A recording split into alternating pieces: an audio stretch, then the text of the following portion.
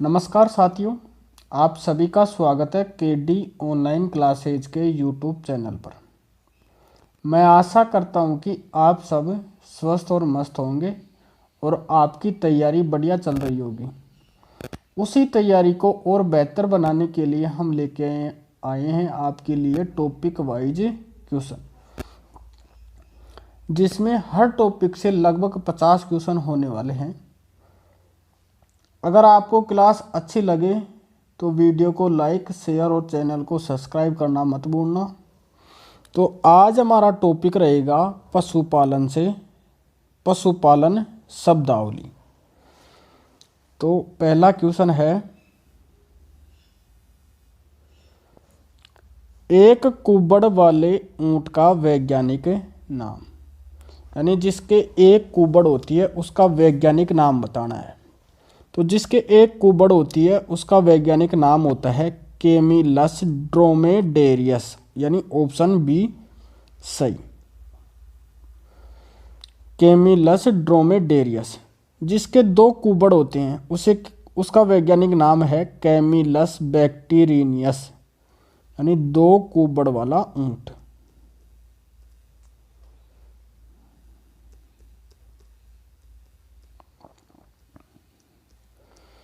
अगला क्वेश्चन है, NBAGR के अनुसार भारत में ऊंटों की कुल कितनी नस्लें पंजीकृत हैं? NBGR के अनुसार भारत में कुल कितनी नस्लें पंजीकृत हैं ऊंटों की? तो कितनी ऊंटों की नस्लें पंजीकृत हैं? 9। तो राइट आंसर क्या रहा? Option D. आपको कमेंट करके बताना है कि NBGR की फुल फॉर्म और इसका मुख्यालय कहाँ है।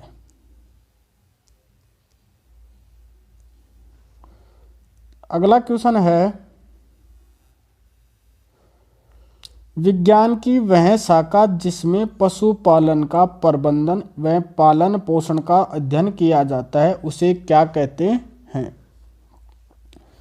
पशु शरीर रचना विज्ञान, पशु चिकित्सा विज्ञान, एनिमल हस्बेंड्री, उपयुक्त सभी। तो इसका सही आंसर है एनिमल हस्बेंड्री, यानी ऑप्शन सी।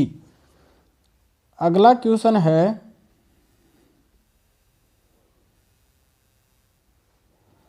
निम्नलिखित को सुमेलित कीजिए।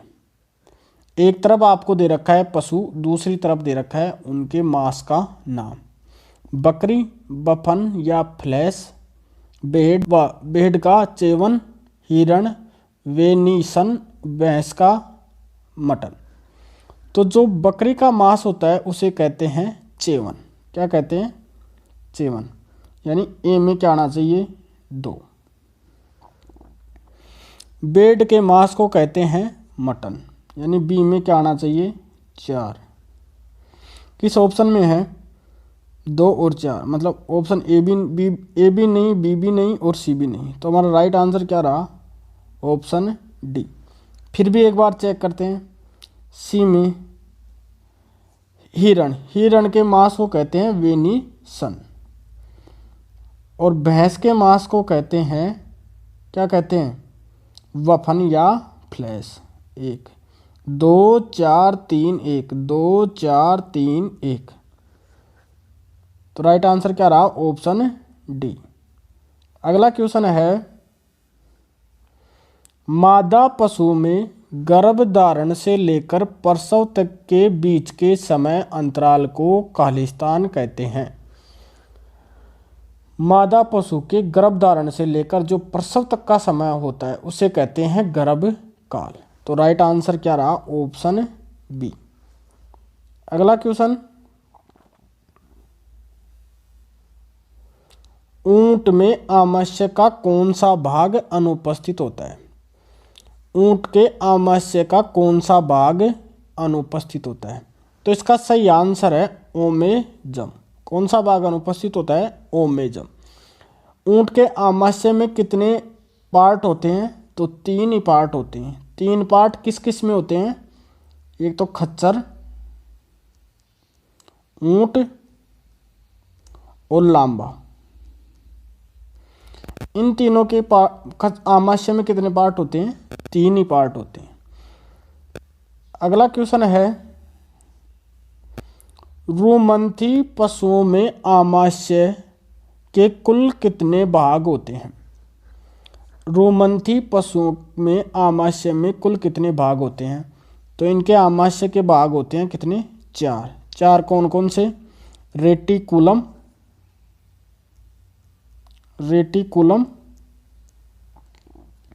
रूमन, ओमेजम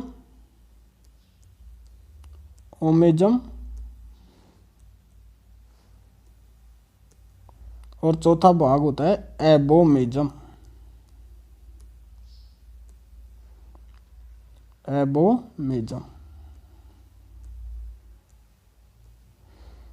अगला क्वेश्चन है,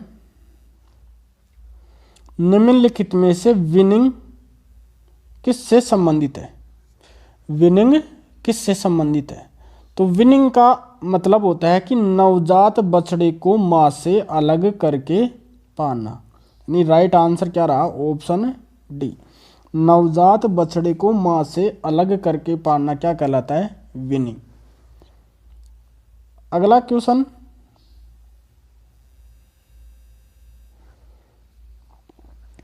निम्नलिखित को सुमेलित कीजिए। सूची फर्स्ट और को सूची सेकंड से मिलाना है। डी बार्किंग, अंडे उत्पादन के लिए पाली गई मुर्गी।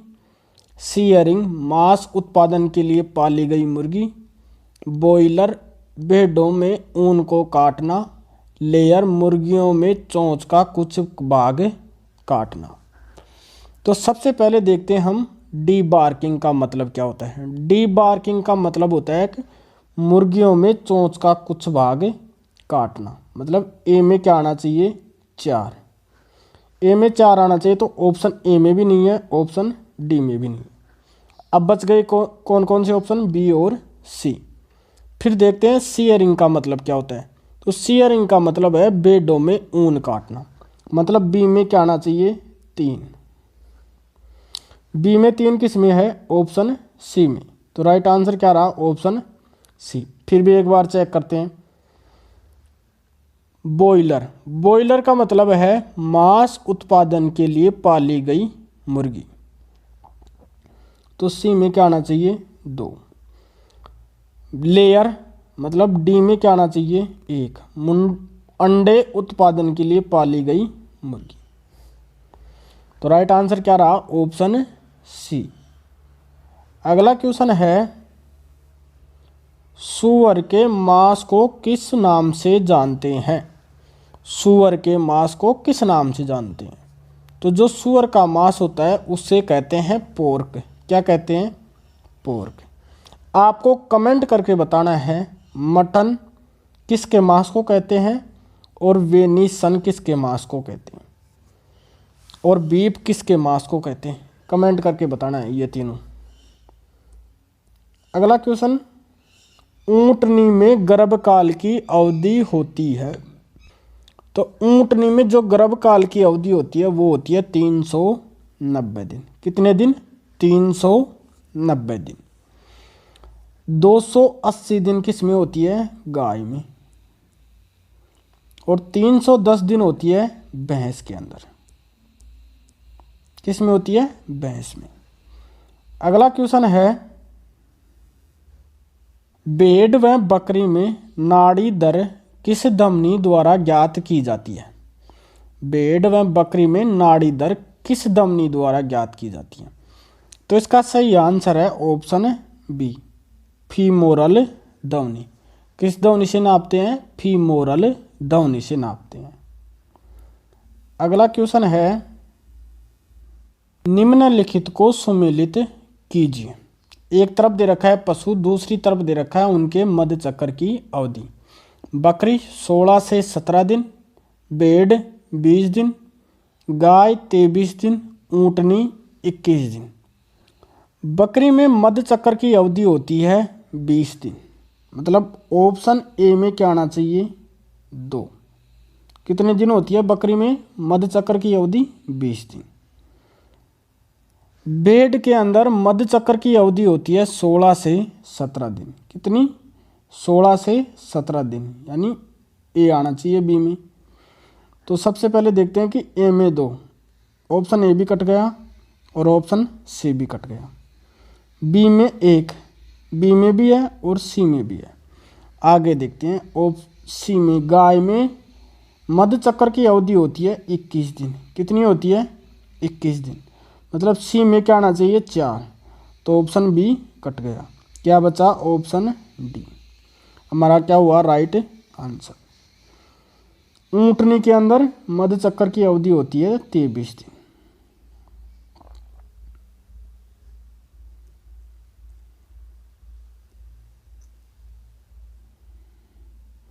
सी में क्या आना चाहिए? 4 और डी में क्या आना चाहिए? 3। अगला क्वेश्चन है, रुमंथी पशुओं में स्थायी दांतों की कुल संख्या होती है। रुमंथी पशुओं में स्थायी दांतों की कुल संख्या होती है। तो जो रुमंथी पशु होते हैं उनमें स्थायी दांत होते हैं कितने? 32। कितने दांत होते हैं? 32। अगला क्वेश्चन है, गोवंश में गुदे का सामान्य तापमान होता है। गोवंश में गुदे का सामान्य तापमान होता है। तो गुदे का सामान्य तापमान होता है 38 डिग्री। कितना होता है? 38 डिग्री सेंटीग्रेड। अगला क्वेश्चन है, मुर्गी में कुल दांतों की संख्या होती है। मुर्गी में कुल दांतों की संख्या होती है। तो मुर्गी के अंदर दांत तो होते ही नहीं है, तो हमारा राइट आंसर क्या रहा? Option D. मुर्गी के अंदर क्या होती है? चोंच। अगला क्वेश्चन है,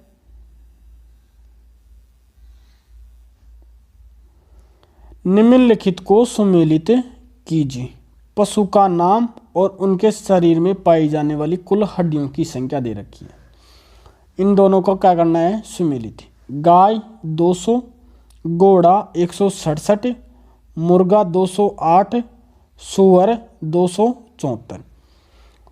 तो गाय के अंदर हड्डियों की संख्या होती है 208, यानी ए में क्या आना चाहिए? 3। तो पहले में भी नहीं है, बी में भी नहीं है, सी में भी नहीं है, तो हमारा सही आंसर क्या रहा? Option D. फिर भी एक बार चेक करते हैं।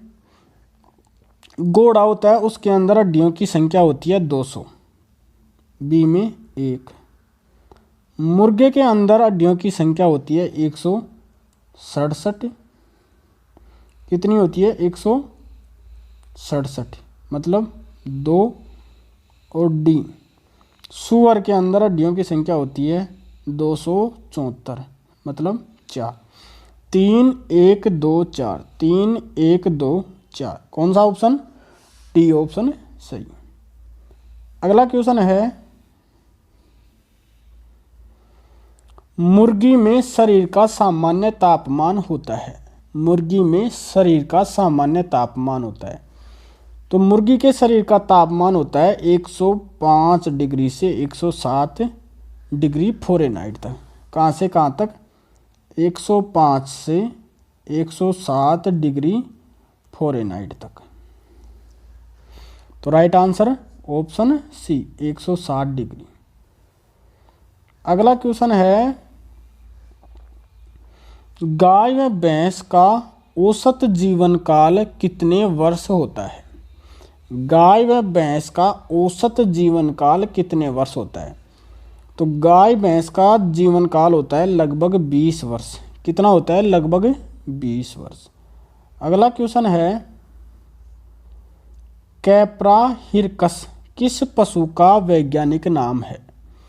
कैप्रा हिरकस किस पशु का वैज्ञानिक नाम है? तो ये नाम है बकरी का। बकरी का वैज्ञानिक नाम क्या है? Capra hircus. आपको कमेंट करके बताना है गाय, भैंस और भेड़ का वैज्ञानिक नाम। कमेंट करके क्या बताना है? वैज्ञानिक नाम। किस किस का वैज्ञानिक नाम आपको कमेंट करना है। गाय, भेड़ और भैंस का। अगला क्वेश्चन है, भेड़ की वयस्क मादा को कहते हैं, भेड़ की वयस्क मादा को कहते हैं इव। क्या कहते हैं? इव। अगला क्वेश्चन है, बकरी में समागम मीटिंग की प्रक्रिया को कहते हैं। जो बकरी में समागम की क्रिया होती है उसे क्या कहते हैं? सर्विंग। क्या कहते हैं? सर्विंग। यानी ऑप्शन बी सही। अगला क्वेश्चन है,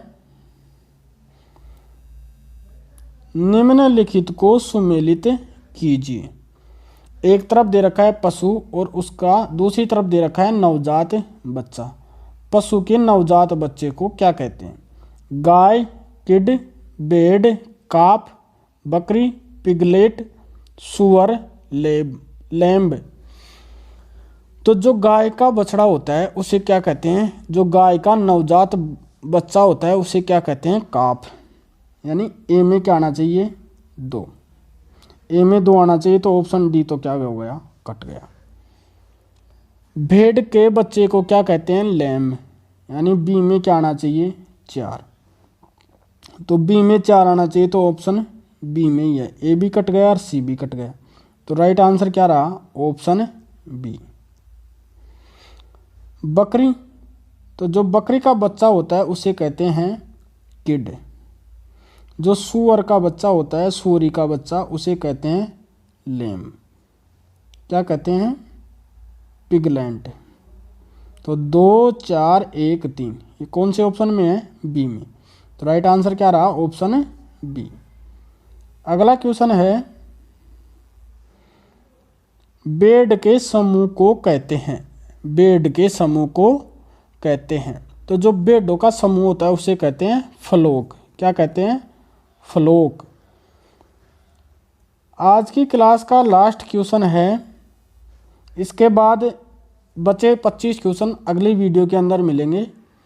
फाउल में वयस्क नर को कहते हैं, फाउल में वयस्क नर को कहते हैं कोक। क्या कहते हैं? कोक। धन्यवाद दोस्तों, जय हिंद।